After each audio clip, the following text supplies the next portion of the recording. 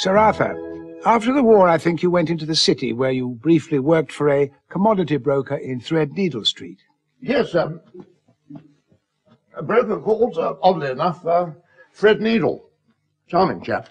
And worked in the futures market. How does that work? Oh, basically, you have to get hold of a number of clients with lots of money, and they give it to you to speculate with. If, for example, you came to me and told me you thought the price of lichen or lichen was going to go up, I'd pocket the money and hope it went down, and say, sorry, old chap, you've lost your money. If it went up, I'd change my name and start all over again. That's basically how it works. Did you do well? Initially, yes, I did very well, but along came the Korean War, and I took the view that liniment would probably go up during the war, because obviously there'd be a lot of injuries and people would need to rub liniment into their legs. But unbeknownst to me, Korea is absolutely littered with liniment wells, which can produce about 15 million barrels a day.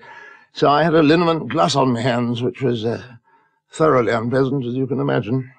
And was that when you moved back home to Greebling Manor?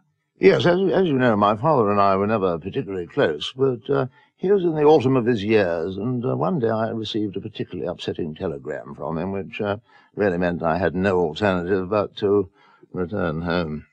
It was his last wish? Well, it was the last thing he wanted, was the way he phrased it, but I knew what he meant.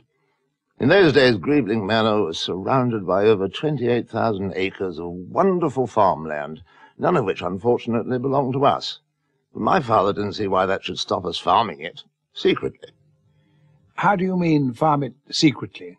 Well, we would rise about 2 a.m., preferably on a night when there was no moon, and go out into the adjacent fields and till them, do the weeding, hose down a neighbour's Land Rover, that sort of thing. Very much the sort of thing a normal farmer does, except done secretly and not on one's own land.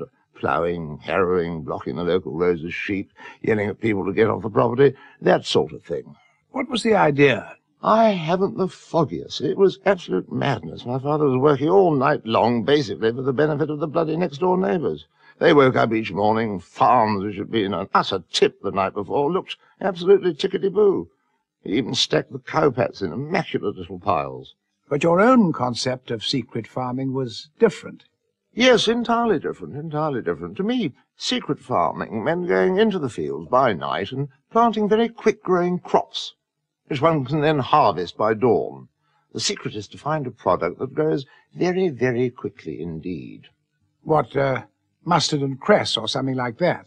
Oh, good heavens, no. Mustard and cress is far too slow. Mushrooms, they're the chaps. You've heard of the button mushroom? Well, we cultivated pinpoint mushrooms. Very, very small indeed, because they'd often only been growing for as little as 20 minutes before plucking.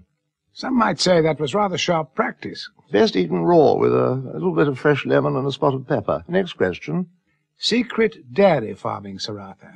Yes, secret dairy farming. Now, that really made a great deal more sense. Hence your 8th gift. 8 maids a-milking, yes. We always use maids, Filipino maids, working in teams of 8. 7 on each team were employed by me, secretly milking up to 100 cows a night. And the other one worked for my father, doing any secret washing up, secret hoovering, and so on, that he felt needed doing. A very sensible arrangement, Sir Arthur. Thank you. Thank you.